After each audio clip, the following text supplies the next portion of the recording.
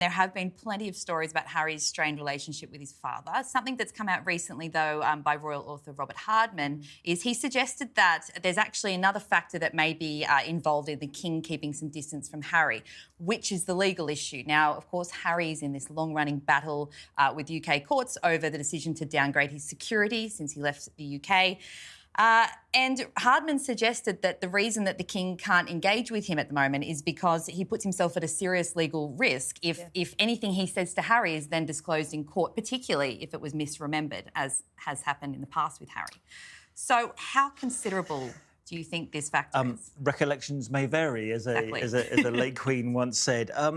I think it is a factor, of course it is, because and it's part of that wider problem that how can the King and Prince William, were he ever to talk to his brother ever again, how can they be sure that any of those conversations won't end up in a future book or in a future Netflix series or used against them in a court case? They can't be sure of that, given the kind of things, the very personal things that Harry disclosed in his book. You add on this new layer of his fight with the Home Office about whether or not he gets royal-level security or something more bespoke, as the Metropolitan Police are currently offering him, and you can see why the King's very cautious about it, and his own legal advisors will be saying, well, this court case is still live, and therefore meeting your son and having conversations might be a potential problem. And it's a court case with His Majesty's government in His Majesty's court. Yes.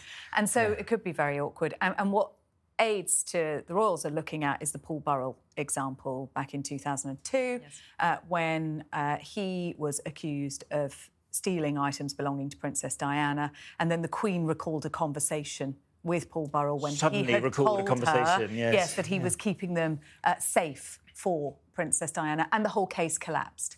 And of course, were Prince Harry to recall a conversation with his father or let that happen in court, that would be extremely damaging for the King. So it's not just hypothetical, as you say, there is a specific example where there's something quite similar. Yeah, it's His Majesty's Home Office and His Majesty's Home Secretary that Harry is fighting. In a lot of ways, their family dramas are relatable, but then something like that really moves it into a different we're at a different level here. We always say all families have arguments, but not all of us are sort of having the courts named not after through our us, parents' court. Ministers operating in our name.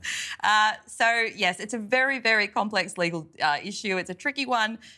And it doesn't seem likely that Harry's going to drop this case anytime soon. He doesn't want to drop any cases, and he's got still quite a few that are live, which we better not discuss. But no, I don't think he's going to drop it because the thing is, I remember when Harry came over here very recently for the Whale Child Awards, and I distinctly remember seeing a very senior-looking Metropolitan Police officer kind of just probably taking notes or just assessing the security level, because it's not in the Metropolitan Police's interest for anything to happen to Prince Harry. So they assess he's coming over. They obviously know about it. They assess the risk against him, and they provide the security that they think he needs at that time.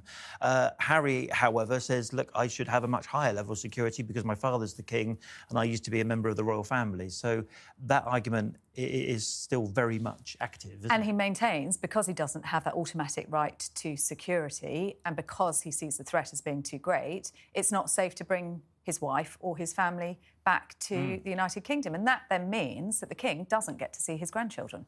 And so, as I say, it's so multifaceted, this issue, particularly between the King and Prince Harry. But before we move on, I'm interested for both your takes on the state of their relationship at the moment, because I think myself, like a lot of people, thought that when Harry made that, quick dash over to the UK in, I think it was February when King Charles's cancer diagnosis was made public, it seemed like they were in a bit of a new era. But then he's been back here so many times this year, and as far as we know, they haven't seen each other. And he said publicly he'd reached out and the King wasn't available. Where do you think their relationship is at? That was problematic in itself, because that was in May when he was back in the UK for the Invictus Games 10th anniversary celebration. And he let it be known that he'd wanted to see his father, but his father's diary was too busy. I mean, just putting that information out in the public domain tells you everything. And it goes back to your point, Chris, about trust. If you can't trust that private conversations aren't going to end up in the public domain somewhere, then how can you have a conversation at all? Yeah, and that's a recollections may vary as well. It was a really one-sided sort of argument, that one, wasn't it? Because we heard from Harry's office, who said the King's too busy to see me, and Buckingham Palace decided not to respond at all. But I mean, well, it later emerged that they were both in London at the same time. They'd offered him to stay in Buckingham Palace, which would have made it easy for him to see Which Harry and the Meghan King. didn't disclose at the time. Yes, and he didn't take it up. He chose to stay in a hotel for security reasons. Yes, that's... Because obviously Buckingham Palace isn't very secure, is it? So famously easy to get into and visit the royals whenever you like. all the time, yes. So moving along to some happier news, the Earthshot Prize Awards. As I mentioned, Matt Wilkinson is there at the moment. That's been going on this week. It's really shone a light on some incredible and inspiring work that's happening. What were your highlights? William loves the Earthshot Awards, and I've covered the first one that was in London. Actually, it was during COVID, so we covered it remotely, which was rather bizarre, wasn't it? The second one was in Boston in the USA. The third one was in Singapore, and now this one is in Africa. And I think I'm right in saying that the next one is in South America, potentially in Brazil, which will tie in with the next COP summit. Of course, whether or not Donald Trump's there is an entirely different matter. But this is a real passion project for William. You know, absolutely Earthshot and homelessness, as I'm sure you've discussed recently with his documentary. Those are his two big, massive passion projects. And, you know, some of them have done some amazing work. Some of the winners from a few years ago have had that access to the scale they could never have got had William and his, you know, they're such conveners, the royal family. Just get everyone in the room and then everyone can help everyone else. And he's managed to scale up a lot of these projects. So they might start very small, but they can make a huge difference. And it's a global prize. You know, they get £1 million each of the 5 winners. You know, and South Africa and Table Mountain and the weather looked absolutely stunning, didn't it? And actually for me, it was seeing William at the most relaxed we've seen him all year. He talked about his love for the continent of Africa. He said it was where he went to seek comfort as a teenager. It was where he proposed to his wife. It's also where the idea for the Earthshot Prize was born, because he was inspired by some of the projects he saw in Namibia and Tanzania back in 2018.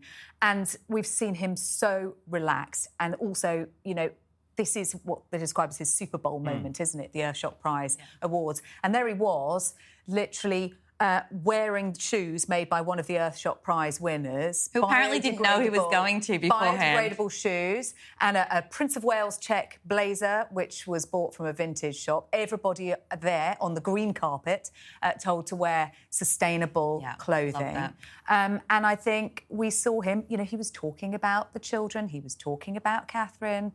He seemed to be much more at peace.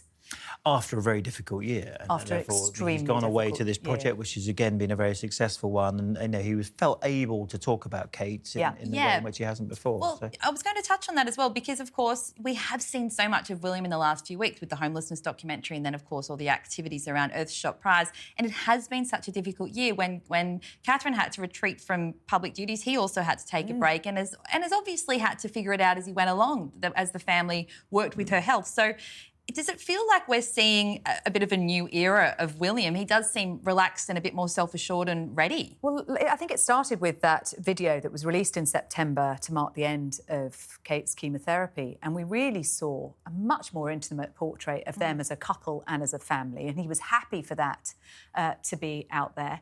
And then asked about the Princess of Wales. And he said, you know, she's doing really well and she's been amazing this whole year. And, you know, I know she's going to be cheering me on. Much more willing to speak than I think we've heard him. Much less guarded than perhaps we might have expected. Absolutely the most we've heard in those. And you never know when you ask that question whether one of their team is going to pull you away or whether he's just going to sort of freeze up and say, wasn't expecting your question on Kate. But, I mean, look, if you were going to advise William, you're going to tell him someone's going to ask you a question about how Kate is, at least prepare an answer. And at least he was prepared to take it and share something, which is what people kind of want to hear. They just want to hear that she's OK and that she's doing all right.